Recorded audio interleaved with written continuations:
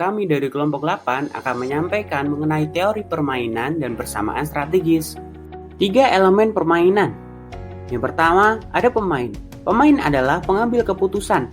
Kemudian yang kedua ada strategi, yaitu tindakan yang terbuka untuk pemain.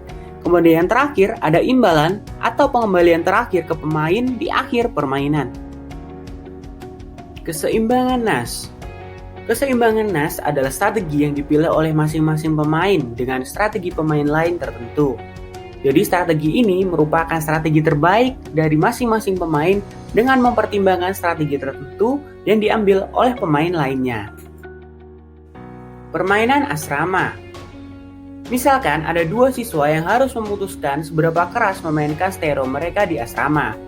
Masing-masing dapat memilih untuk memainkannya dengan keras, L, atau dengan lembut, S.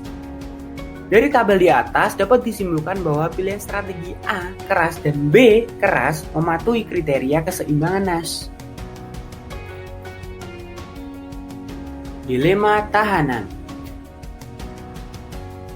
Dilema tahanan adalah permainan 2 orang yang dikenal dengan hasil yang tidak diinginkan. Akan tetapi, kerjasama di antara pemain dapat menghasilkan hasil yang lebih disukai daripada hasil nas oleh kedua pemain tersebut. Permainan asrama 2 periode. Jika A memilih tingkat desibelnya terlebih dahulu dan kemudian B membuat pilihannya, itu berarti permainan tersebut telah menjadi permainan 2 periode. Strategi dinyatakan sebagai pasangan jika tindakan yang dilakukan oleh B bergantung terhadap tindakan yang dilakukan oleh A. Ada 3 keseimbangan nas dalam game ini. Yang pertama, A dengan L dan B dengan LL. Yang kedua, A dengan L dan B dengan LS. Yang ketiga, A dengan S dan B dengan SL. Subgame. Subgame adalah bagian dari game yang terjadi setelah urutan gerakan awal tertentu dimainkan. Jika game diasumsikan sebagai pohon, di mana setiap tautan adalah kemungkinan perpindahan, setiap subpohon sesuai dengan subgame.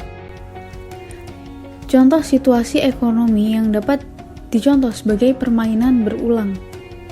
Yang pertama, pembelian konsumen rutin dari pedagang eceran tertentu. Yang kedua, persaingan perusahaan sehari-hari untuk mendapatkan pelanggan. Yang ketiga, upaya pekerja untuk mengecoh atasan mereka. Aspek penting dari permainan yang berulang adalah rangkaian strategi yang diperluas bagi para pemain. Jumlah pengulangan. Permainan dengan jumlah pengulangan yang tetap dan terbatas, hanya ada sedikit peluang untuk pengembangan strategi inovatif. Sedangkan permainan yang dimainkan dalam jumlah yang tak terbatas menawarkan peluang yang besar. Permainan tahanan yang terbatas. Jika permainan itu dimainkan hanya sekali, maka menggunakan equilibrium nas menghasilkan: pertama, pemain A menggunakan strategi U, kedua, pemain B menggunakan strategi L, sehingga akan menjadi hasil yang diharapkan. Misalkan, permainan tahanan yang terbatas akan dimainkan berulang kali selama periode tertentu, atau T. Pemain A berjanji untuk bermain menggunakan strategi D pada periode terakhir. Namun, ketika periode tersebut tiba, pemain A memilih strategi U, sehingga mendapatkan hasil yang tidak diharapkan. Hal tersebut juga bisa terjadi dengan pemain B. Maka dari itu, satu-satunya keseimbangan sempurna di game terbatas ini adalah mengharuskan equilibrium nas di setiap putaran. Game dengan pengulangan tak terbatas. Dalam hal ini, setiap pemain dapat mengumumkan strategi pemicu, yaitu: pertama, berjanji untuk memainkan strategi kooperatif selama pemain lainnya melakukannya. Kedua, bila satu pemain menyimpang dari pola tersebut, permainan akan kembali ke pengulangan tunggal periode equilibrium Nash.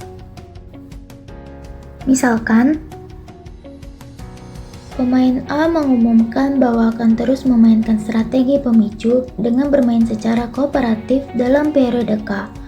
Jika pemain B memutuskan untuk bermain secara kooperatif dan ada pembayaran kedua pemain, maka permainan dapat diperkirakan akan berlangsung tanpa batas waktu.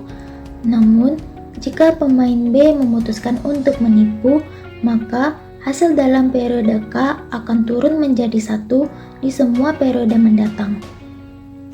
Sekian materi dari kami. Terima kasih.